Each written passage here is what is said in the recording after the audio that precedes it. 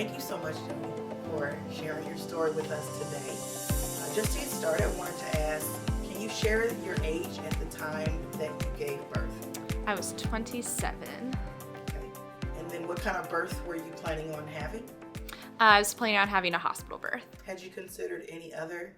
Yeah, we had considered doing a birth center. I never really wanted to do a home birth. It just made me a little bit too nervous. My mom with my sister had to have an emergency C-section because of the cord around the neck. And so that just made me a little bit nervous about doing a home birth.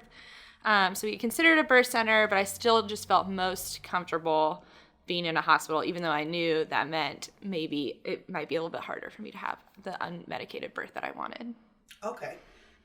What kind of care providers did you decide to go with, knowing that you were going to take the hospital route? Yeah, so I had an OB group that I was a part of that was at the hospital. We delivered at Kennestone. And then I also had a doula that we found through Atlanta Birth Doulas. So it wasn't necessarily a friend. It was just someone that we had found and done a little bit of an interview with and decided to go with her. Her name is Emily. And then I count my husband also a part of that support group too. Okay, that's an important thing to mention. Everyone should have some form of support if they can going into a birthing situation. Just wanted to ask, did you choose the hospital that you wanted to have birth at for? How did you determine? Well, you knew you wanted to have a hospital birth, but how did you determine?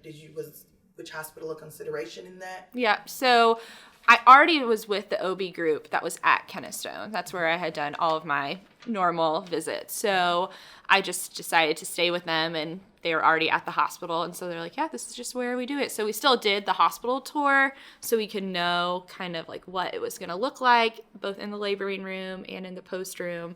But we didn't do that much research about other options. It also is not too far from where we live. I didn't want to be driving an hour in labor to go to a hospital kind of thing. Yes. And this was your first pregnancy you're going to be speaking about today. Yes. First time you give birth. Okay. Could you speak a little bit about how you found out with this pregnancy that you're telling us about today? Could you speak a little about how you found out you were pregnant? Was it a plan, unplanned, surprise, or? Yeah, so it was planned. We decided to start trying early July of 2017.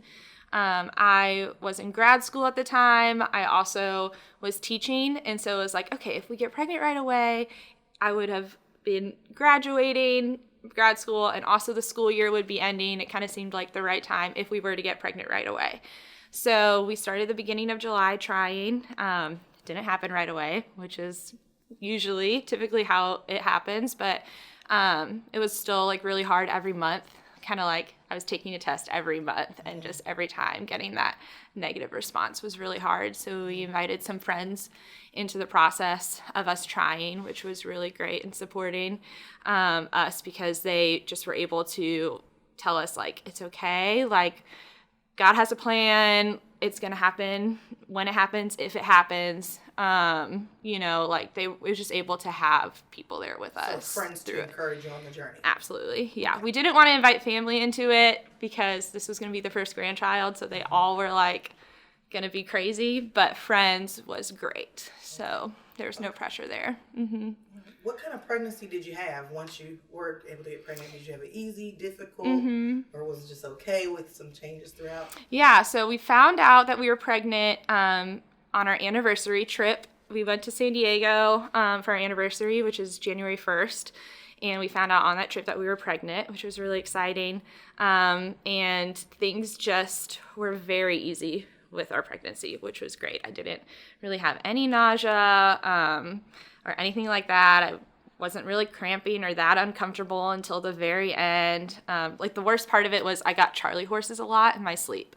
So it wasn't terrible at all. I really enjoyed being pregnant. The second trimester definitely had like that honeymoon phase that they talk about where you get this burst of energy and, it's the glowing phase and everything. I felt all of that. Please share in detail about the day you went into labor and had to give birth. Yes, so my labor was very long. I woke up Sunday, the 26th, I think that is. Yeah, August 26th, and I was feeling a little crampy, but nothing crazy. I was just like, oh, this is just, probably my body getting ready, whatever that means. I don't know. And I came to church. My husband was already here. He was getting trained on how to work in the sound booth. And so I didn't really tell him how I was feeling or anything because I was like, this is fine. And then during church service, I started having contractions. So I started timing them, just kind of being like, oh, is this bad? Like, should I step out? And they were only about 30 seconds long, about 2 to 7 minutes apart, so not very consistent. But I just texted. My husband was like, hey, just so you know, definitely having contractions, nothing crazy. And so we ended up stepping out and calling our doula, Emily, and just inviting her into that. And she was like, great, keep timing them if you want to, but you don't have to unless they feel like they're getting really intense, and just try to rest and enjoy your day. So it was definitely early labor. We were able to go grocery shopping for the snacks that we wanted to bring to the hospital, and kind of do a last tidy up of the house, and just double check and make sure we had everything in our hospital bags, and try to rest. I definitely wasn't able to nap because I was like, it's happening, I'm so excited. But it was still a very restful day, and we decided to go to bed early. Nothing really progressed crazy throughout that Sunday, and around midnight I woke up and was like, I cannot sleep anymore. These are definitely getting more intense. I'm going to try and let Chris sleep as long as I can bear it, so that he has enough energy. So I let him sleep for a couple more hours. Around 2 o'clock in the morning is when I woke him up and was like, I need your help through this. And so I was like laying down. It's super uncomfortable. And so we got the birthing ball and bounced on that for a little while. And I got in the shower, and that helped a lot. And sitting and kind of like resting back against him was really comfortable for me. So we just did that at home. And contractions, they were still not super consistent, but they were coming about average 4 minutes apart. So we called our doula. At this point, it's about 5:30. And she was like, all right, I'm going to get in the car and start heading your way. If something changes, call me. About 10 minutes later, I started throwing up, which I know in birth and active labor is a really good sign. It's like, usually that means, you're getting ready for transition, you're getting ready. And so I was like, okay, this is terrible, but also a really good sign. So I was like, I want to get in the car and go to the hospital because I don't want to get stuck in traffic on a Monday morning going to the hospital. And so got in the car. We got to the hospital around 6:30 in the morning, which was really not an ideal time because that's when all of the shift changes are happening. So it took us a very long time in triage to like actually get in and get checked. Once they checked me, I was only 3 centimeters dilated, which was super discouraging. I was like, man, I thought I was at like transition. I thought I was like 7.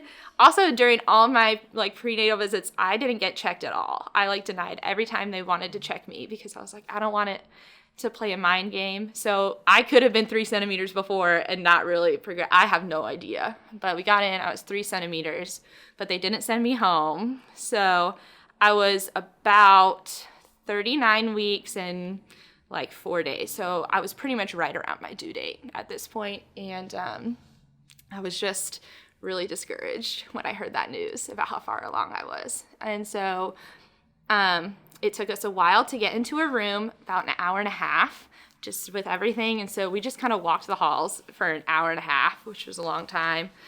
Finally got in, and our doula was so great. She kind of just set the mood in the room for us. She dimmed all the lights. She had like these stringing lights that she hung up just to make it really peaceful. I had made a playlist that I wanted to listen to during the labor, so my husband brought a speaker, and we just kind of started playing like this worship music that I had created in the space, and we just kind of did our thing. We walked a lot.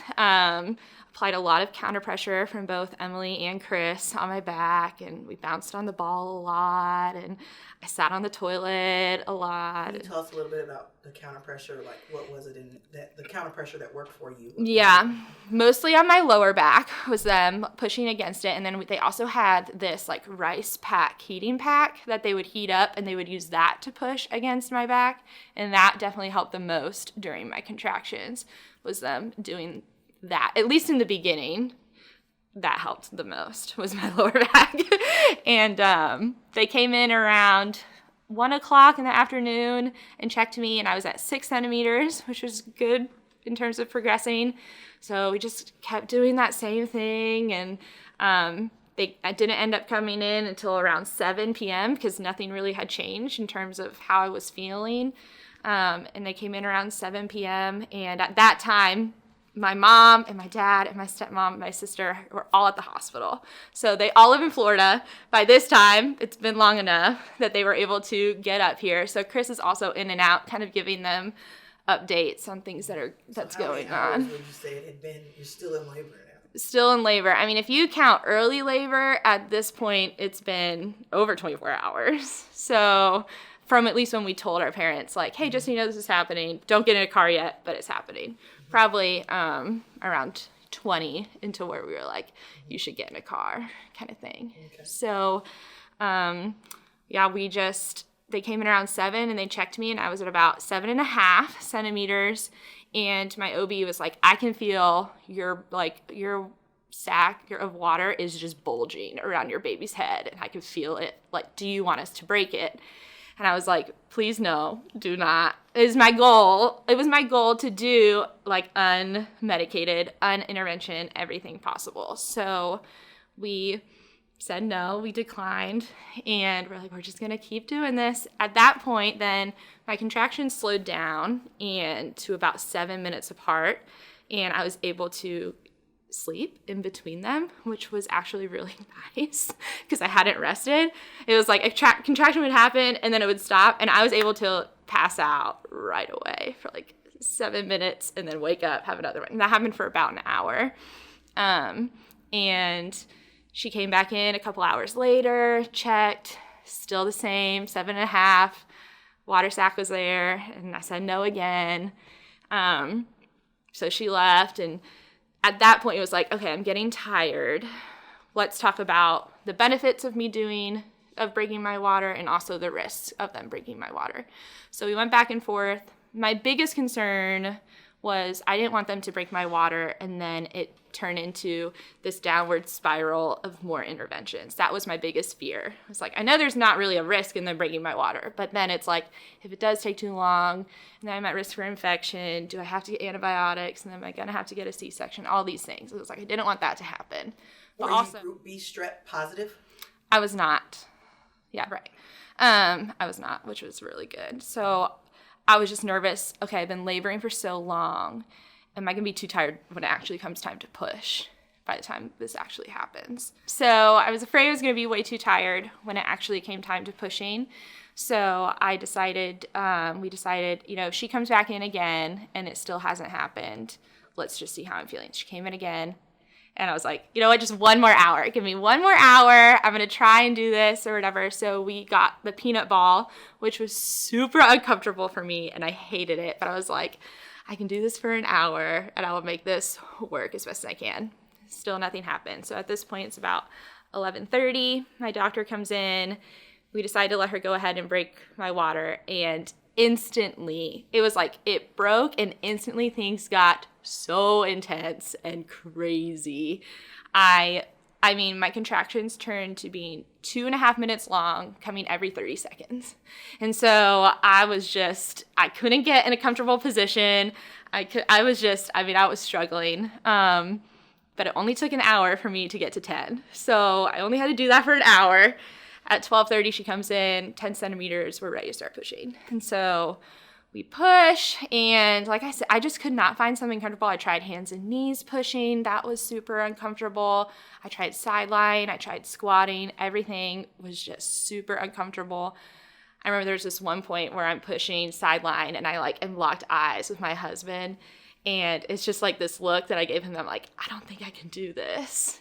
And he's like, you can do this. You can do this. I believe in you. And in the moment, if you ask him back, he'll be like, I was nervous you weren't going to be able to do it, but I wasn't going to tell you that in the moment because you were so tired. But I was able to, finally the baby started crowning, and I was able to reach down and feel my baby's luscious hair that was coming out. And that kind of was like my motivation to be like, okay, let's get this baby out of here. And I felt like the ring of fire that they talk about. And I remember I had taken the Mama Natural online birth course before to kind of prep. And I remember them being like, when you feel the ring of fire, just pause for a second and then push, because if you do, it can help with tearing. And so I remember that. For some reason, I remember that in the middle of all the craziness and the pain. And so I felt the ring of fire, and my nurse and my doctor are all like, push, push. And I'm just like, paused. And then I pushed, and she came out. And at the time, we didn't know it was a she. We had a surprise. We didn't know what we were having. And she just kind of slipped the rest of the way out, and we did skin to skin. And at that time also my husband was the one who was going to announce the gender, and so they're quickly wiping her off, and I look at him, I'm like, what is it? Like, I've waited. What is it? Yeah. And he just, side note, he's one of 7, 6 of them are boys. His dad is one of 6, all of them are boys. So we kind of have it in our mind, it's going to be a boy. It's just in the genes. And so he was like, I was looking for a penis and I didn't see one, and I was shocked. And I was like, it's a girl. So, I mean, we're both shocked. We're both just crying, and it was very sweet. And we did delayed cord clamping for about 15 minutes. So we didn't cut the cord right away. We kind of let all the blood rush back to the baby so that it didn't get any kind of malnutrition from not receiving the blood. And the baby just kind of rested on me for that time and did the breast crawl and found her way right up to my boob and started breastfeeding right away, which was really special. And eventually Chris cut the cord, and my placenta came out like 5 minutes later, so it came out pretty quick and easy. Not comfortable, but quick and easy in comparison to Aria. And yeah, it was just super special. So did you have a birth plan for this whole process? Yeah, we did have a birth plan. We had created one with our doula, and then I'd also asked for one of my friend's birth plans that I knew had also had an unmedicated birth. So I asked her if she would feel comfortable kind of sending it to me so I could look at what hers looked like and stated and things like that. So created a birth plan. Also during early labor, I had Chris make cookies and attach them to the birth plans so that when we gave them to the nurses when we got there, I just have heard they're more likely to read it if you give them a snack. And so we gave them some fresh baked cookies along with our birth plan. Did you feel that having a birth plan was effective? Yeah, absolutely.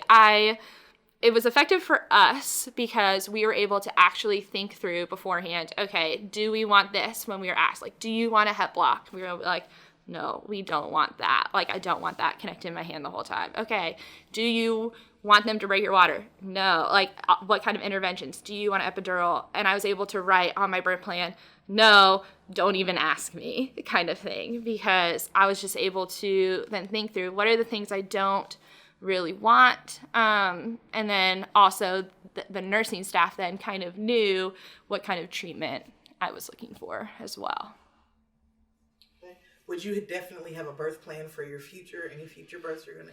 Yeah, we definitely plan on using a birth plan again, probably the same one, maybe just a couple of tweaks now that we've actually gone through it and know what it's like. What do you feel were the benefits of the care providers you had, and would you try alternative care providers in the future?